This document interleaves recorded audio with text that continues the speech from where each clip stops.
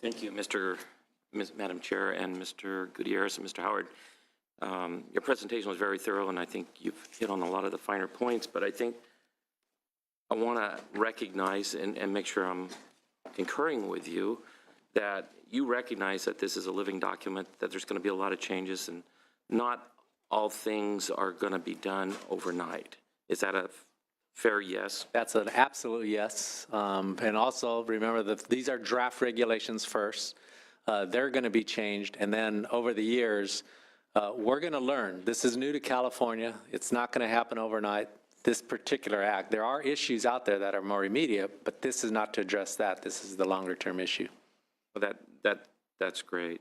Some of the concerns I think I've heard from people is, well, let me ask this one question. Have you received any comments to date? You just released this on Thursday. Have you received any comments? I asked staff that this morning, but I didn't get a list of those comments. I think we received 2, but they're like 2 days old. So exactly. So that's kind of the point. We're in a couple of days. Yeah.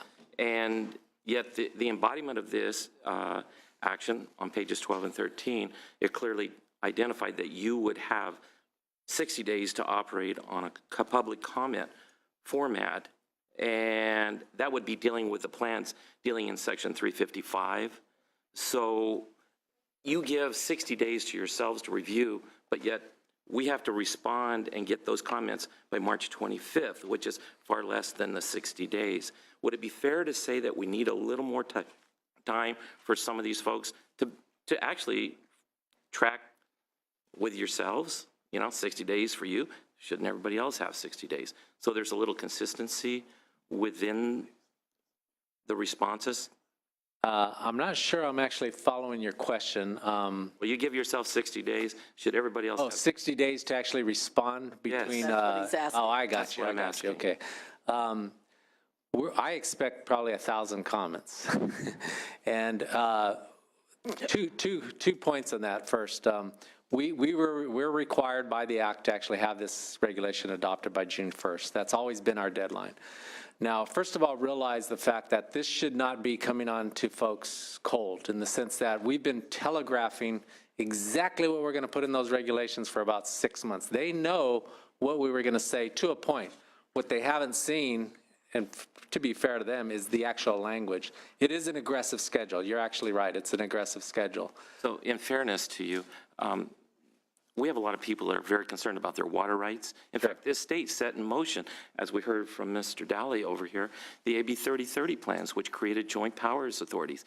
Many things have been set in motion by the state, and now that's all going to be asked to be changed through these actions. It's going to be a little difficult to unwrap this bundle and repackage it, especially since we're dealing with water rights that go back a couple of 100 years. Basically, or Right. more than 100, if you want to look at some, getting back to the pre-1814. Right. 1914. 1914. Thank you. 1914. So this is a big chore. And I appreciate your challenges that you have to go through. So yeah. I think we'll be able to answer your question a little bit in about a month. And what I mean by that is we will start seeing comments. We're already engaging. Our first meeting, I think, is it's Monday of next week with our advisory groups. We've met with them hundreds of hours. We're not starting from point zero on the development of these regulations. The other point is this is one piece of the puzzle. There's many pieces of the puzzle, and we've been knocking down these pieces one by one. There's some additional pieces to come, but we have to kind of start somewhere. The draft regulations are just that. Is 30 days enough to actually review those regulations? You could probably ask some of the folks that are going to be witnessing after me and ask that same question. I am hopeful that it is, in the sense that I think we've done a lot of homework up front. If we didn't, it wouldn't be enough time. But because of the homework that we've done up front, I believe it will be enough time. I'll be able to answer that question a little bit more smartly in about a month once I start seeing those comments and seeing how close we are to what we said we were doing. I appreciate that, and any latitude that you can give, because essentially this has to be all in place by what, June 1st? Just the regulations, and then there's pieces to come after that. Once you put a rule in place, somebody gets to enforce it. Yeah, but they start enforcing that rule been about 2020 and 2022. I understand, but day one starts. Sure, yeah. June. Yeah. I just don't want people to, I want us to have the best latitude Absolutely. to work with everyone like you've done in a very optimistic way in your presentation. I just don't want people to get hammered here. Absolutely. We're trying our hardest to carefully avoid that. We're trying our hardest to work with the different groups, making sure we're as transparent as possible. I think we were successful on that. We'll see how these regulations come out. Of course, I'm positive on them. I got to be optimistic. I think they're going to work, and we'll see how it goes, and I'll be able to report to you in about a month. I got a lot of close we positive are. answers that were yes to the question, so I appreciate it. Great. You're very welcome. Thank you very much. Assemblymember Salas, you had a question. I did. Thank you. Thank you guys for your testimony and for being here. Madam Chair, for putting this on.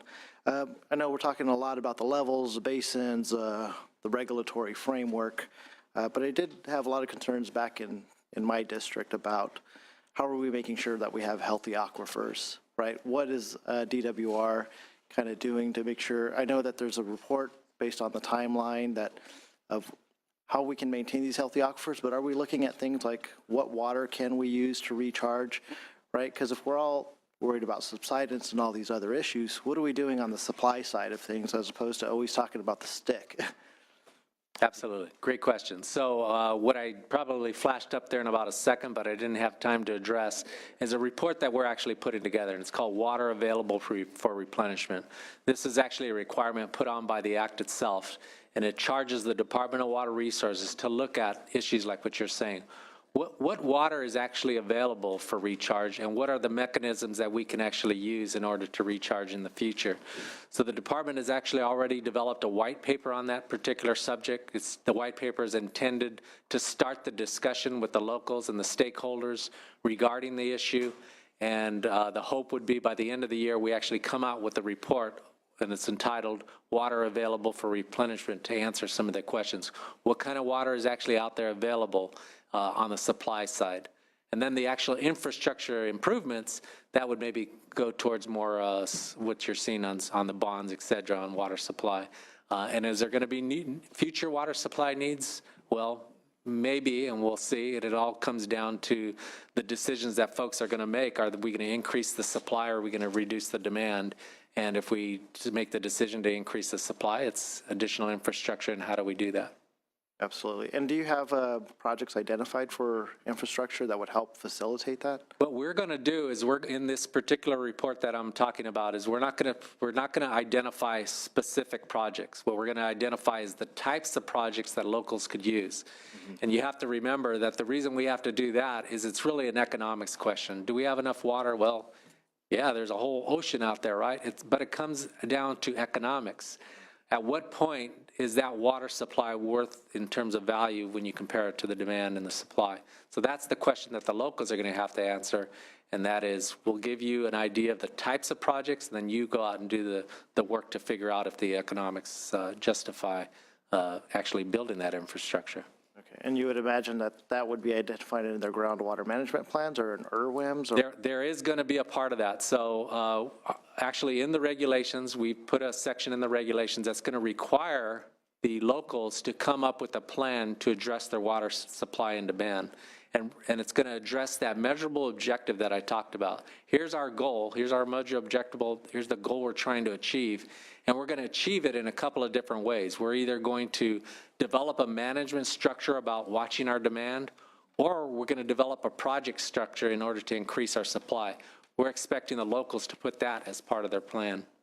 Thank you. Yeah, I just imagine that several of us up here will probably want to look at a more holistic approach, Absolutely. not just on demand, but also supply and seeing what we can do. You have to do that. You have to look at it in a holistic approach. Thank you. I had just a couple of relatively, hopefully simple questions, and then we'll go on to our next panel. You talked about irreversible subsidence. To laymen, we're not, I think that's, I'd like you to explain why that is in technical terms, because you talked about subsidence up to 30 feet and the potential impact, obviously, to infrastructure and water quality, and the list goes on. why is it irreversible, even though when we get a lot of rain or we have that link to surface water storage or whatever the reasons are, why is that irreversible? Okay, so think of that bowl I talked about, that basin, and remember over geologic times, this basin got filled up with sediments, sands, and gravels, and clays, and then you start putting water in it. And then what happens is once you start taking that water out, so this water's been there for forever in geologic times. So when you start taking that water out, what happens? The soil particles start collapsing, the clay particles starts consolidating, and therefore the ground starts lowering. Now, if you try to pump water back into those, that pore pressure, the little air voids are no longer there. Where the water used to be, now it's soil compacted less than what it used to be, and therefore you can't get it back in, and therefore it's irreversible. Now there is some reversible subsidence. It's a technical issue, but it's so insignificant it's not worth our discussion. Really, you do lose it. That's it. You don't get it back. Thank you for explaining that, because a lot of people think that subsidence is just sort of drought related. They don't understand It's been the going on for consequences decades. long-term. Yeah, it's been going on for decades. On trying to revitalize these groundwater basins. And then I thought either one of you could explain for me, as a Southern Californian, the role of stormwater capture, reuse, or recycled water to refill groundwater basins. There's a project, for example, in the San Fernando Valley. I know Mr. Howard, the State Water Board, is coming out or has come out with the regulations for $200 million of Prop 1 dollars for stormwater capture and reuse. How are we doing with that? And is that a legitimate way to replenish groundwater basins by ramping up, if you will, the use of recycled water and stormwater capture and reuse? Well, actually, it's not just a legitimate way, it's it is the way to try to maintain a groundwater basin in balance. As has been pointed out, we have to look at both the supply and the demand, and the supply is going to be getting more stormwater into the groundwater basin, and in areas where there's a lot of recycled water, getting that recycled water into the basin. People in the local GSAs are going to have to look to the various water sources that they have and say, how do we get those into the groundwater basin in such a way that makes sense? And stormwater is obviously the largest element of all of that. And speaking of stormwater, last question, I was reading the Sacramento Bee, and I was surprised to hear that not just once, but twice, they're thinking about dumping out huge amounts of water from Folsom Reservoir. I assume it's probably good for the fish in the Delta, but a lot of it goes out into the ocean.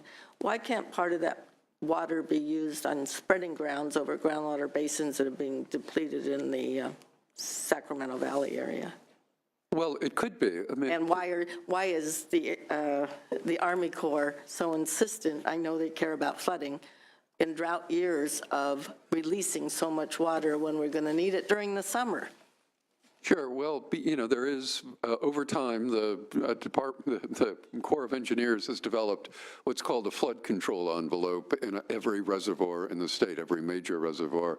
And when the water flows into the reservoir, encroach into that flood control envelope, then they're required to release that water. And this is really meant to provide for public safety from flood control, for flood control.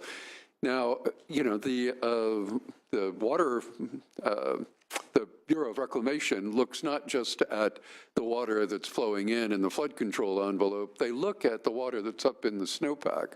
And so they're going to fill Folsom Reservoir this year. It's just that they need to have enough space in it to capture the snow melt that is inevitably going to be coming down the system and not lose control at some later date of reservoir operations because they have to make flood control releases from melting snow melt. It's all trying to balance both the snow melt, the inflow, and the desire to fill the reservoir by the end of around May or so. And so, it makes sense to have controlled releases presently rather than to start losing control later on because there's so much snowmelt entering the system. Yes, thank you. I know it's a balance. And Senator Salas would like to just follow up on that line of questioning, and then we're going to go on to our second panel. Yes, so Chairwoman Pavlia talked about the reversible subsidence, right? And in my area, we always call it a collapsed aquifer, right?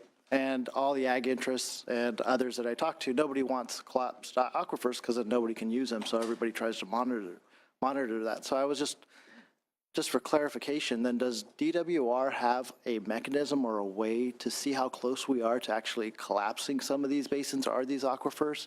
And if so, how many have collapsed since the recent drought? So there's actually a mechanism called collapsed soils, but that's not actually what we're talking about. What we're talking about in this particular case is subsidence. So it doesn't happen in an instance. It happens over time. It happens at a rate at about the same amount of water that you actually take out. And so all we can actually do, we can predict how much subsidence will occur depending on how much water you take out of the system, but it will happen over time. So in other words, it's not like there's a magic number where if we just stop right here, then we could limit the subsidence. Now, there are some cases where we're actually working with some of the locals to figure out there's different aquifers even within the ground, and if you take out one particular one, you could do less harm to your subsidence situation than others. And so there is that kind of technology that we're working on, but in reality, at this point, what we're doing is just measuring it go down, not necessarily trying to manage it, and that's going to be the difference. In the future, we're going to actually require folks to actually manage the subsidence to make sure that you're predicting how much water you're taking out and matches that subsidence. And so that's actually the trick that the groundwater sustainability agencies are going to be required to do in the future. Got it. And I think I was just looking at the reverse side of that coin and saying how much water can we put back in, because you had talked about so much compaction happening that you're not able to refill the aquifers, but that's true. If we can find a way where we can balance that or put the water back. We can put the water back in, and so there is a point, though, that the volume of water that you could put it back in is not what you used to have because the soils are collapsed. But my point was the fact that you really are never going to pump up the ground. If you lost 30 feet by putting more water in, you're never going to get that 30 feet back that you took out over 30 years. Well, that's the legacy issue. That's the legacy issue. Moving forward. We've got to avoid that in the future and make sure that, you know, what's the maximum we can take. I'm just trying to figure out how much we can put back in compared to what we can take out. I understand that we'll never get back to 30-year old levels, but just kind of moving forward, what's available to us and what's not. That's the key, and we're going to require folks to actually look at that. That's called a water reliability, water balance calculation. That's absolutely a key component to everything that we're doing. Thank you. All right. I want to thank both of you. Excellent presentation. We spent an hour and a half on what I think is the most important topic, understanding what's in the groundwater management sustainability plan, obstacles, challenges ahead, and opportunities as well. Thank you both. Excellent job. So let's go on to the response panel. These individuals will have 5 minutes each. I'm going to have them come up and sit around the chairs here as I call out your names. David Bolin, Special Projects Manager with ACWA, that's the Association of California Water Agencies. Andrew Folland, Program Manager of the California Water Foundation. Also with us today is Chairman Bo Mazzetti, Rincon Band of Los Sueños Indians, and Art Bunce, tribal attorney with the Barona Band of Mission Indians. Bruce Gibson, Supervisor, San Luis Obispo County, and he's also on CSAC. Jack Rice, Associate Counsel of the California Farm Bureau Federation, and Dr. Juliet Christian Smith, California Climate Scientist with the Union of Concerned Scientists. Do we have spaces for everyone? We're thinking we might. Juliet, you can fit in there okay with those, all those guys? All right. And we're going to go in the order I just called you, so let's hear from ACWA. Mr. Bolin. Thank you, Senator Pavley. I'm David Bolin with the Association of California Water Agencies. I'm a special projects manager and have been working on the Sigma project here for a long time. It's been a long time in coming. We represent 430 water agencies statewide, many of which are very dependent upon groundwater, both for municipal purposes as well as agricultural use. As you know, Aqua has fully supported the Sustainable Groundwater Management Act. We developed some recommendations that helped inform the legislation. Our executive director, Tim Quinn, has characterized SGMA as a once-in-a-century accomplishment and is on par in significance with the passage of the Port of Cologne Act in 1969. We're pleased to report that we believe that implementation of the SGMA Act over the last 13 months has been successful. We're recognizing, of course, that many challenges remain. We believe that California is off to a really great start, and we appreciate the opportunity to testify here about some of the things that have happened in the last year or so in terms of implementation.